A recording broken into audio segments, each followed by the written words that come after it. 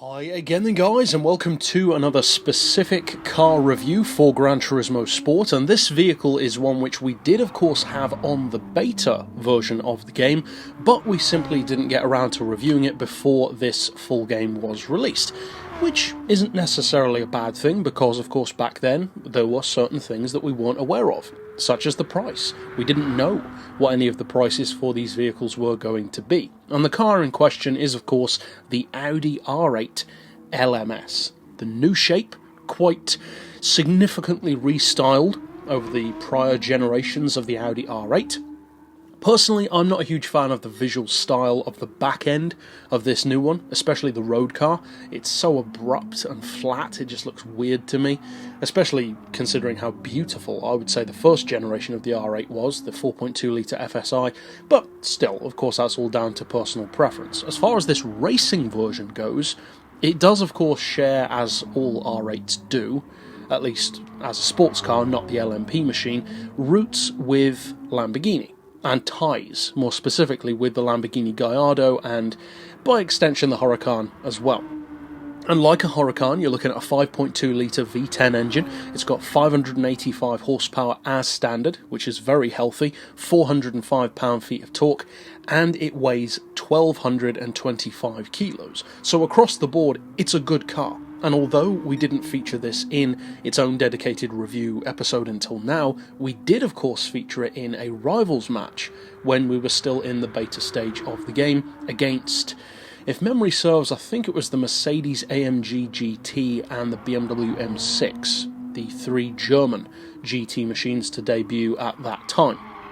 And against those cars, it had the unique perspective, at least as far as the German GTs go, of being mid-engine rear-wheel drive, whereas of course both the Merc and the Beamer are both front-engine rear-wheel drive, with completely different handling signatures due to that.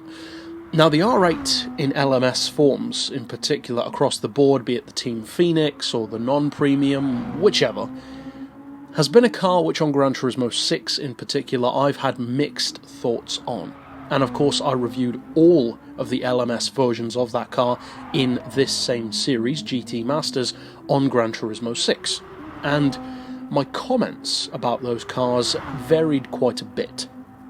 Because initially I found the LMS to be a very, very slippery vehicle in a similar way to the NSX Super GT machine, but not in a good way. I found it to be very temperamental and a little bit too tricky. Not in terms of that I couldn't learn how to use it, but that the car didn't feel, for me at least, like it was giving me a reason why I should learn to use it better. There were just better options as far as I was concerned. The only real advantage that any of them had was that the Team Phoenix was one of the most powerful LMS cars for its price. Now, however, the power of all of these Group 3 machines is of course much lower than it would have been on Gran Turismo 6 with upgrades. But it is still high. Of course, you can drop the weight to below 1,100 kilos on the vast majority of Group 3 cars. You can increase the power to around 700, even around 800 with balance of performance applied on, say, an oval circuit, for instance. So you can still have a lot of power, just not necessarily the 950 horsepower that the Team Phoenix and a couple of others would have had back then.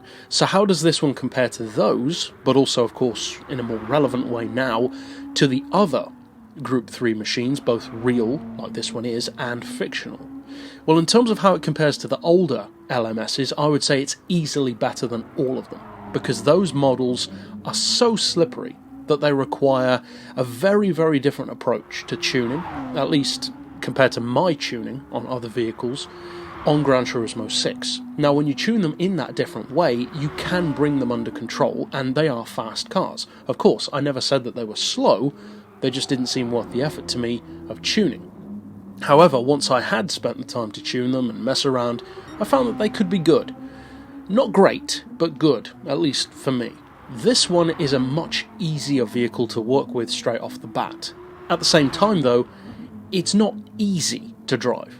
Now, all of the Group 3 machines can be slippery.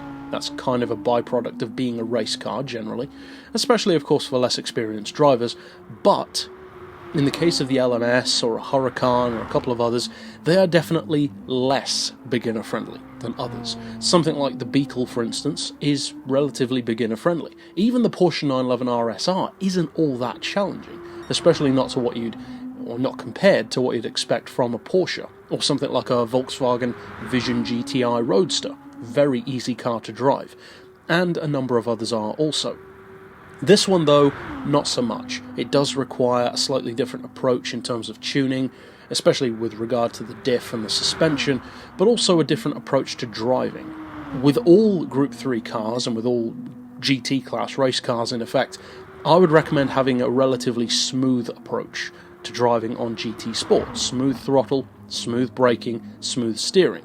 And of course, you can push the car harder once you get more skilled with the car and more skilled and more familiar with the game's physics in general.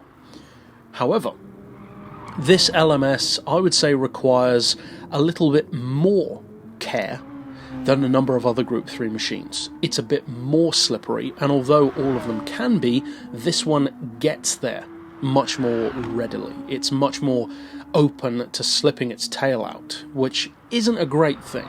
Now, it's not bad, not at all. As you can see, I'm not sliding around all over the place in the car.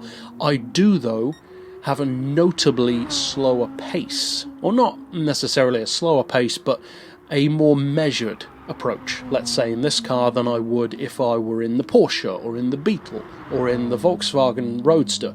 Those cars you can push much harder before they start to become temperamental, whereas with this one, I find that sets in much more quickly. In a similar way to the Huracan, but actually I would say slightly worse than the Huracan. For me personally, I find the Huracan easier to get in line than the R8. Not that this is bad, as I mentioned earlier, but for my driving style at least, I've always found these to be very slippery. However, I know a lot of people like the R8s, so maybe it's just me. From an all-round ability point of view, though, the R8 LMS is a strong car, and the fact that it's a little bit more challenging doesn't make it a bad machine at all. It just means that it can be more rewarding. Oftentimes, a car that is more difficult to drive can be faster than its rivals, and I would say that the LMS definitely has that potential. I'm not going to go ahead and say that it's the best Group 3 car, or that it's going to blow everything else into the weeds every time, or certainly not with every driver, but it does have the potential to win a lot. There are some cars which have potential to win sometimes, such as, for instance, under certain circumstances. Something like Alfa Romeo 4C, for instance. It's not the strongest in every way, but it definitely has its uses. Others are very strong across the board. The Porsche 911, for instance. The Beetle, to some degree, and this one. This is a strong car. It's just a little bit more challenging. So, if you want to give yourself a challenge, basically, and drive something that's a little bit more slippery, but certainly very fast, sure, give the R8 LMS a try. But that's it for this pick overall. I'll see you guys next time, and as always, thanks for watching.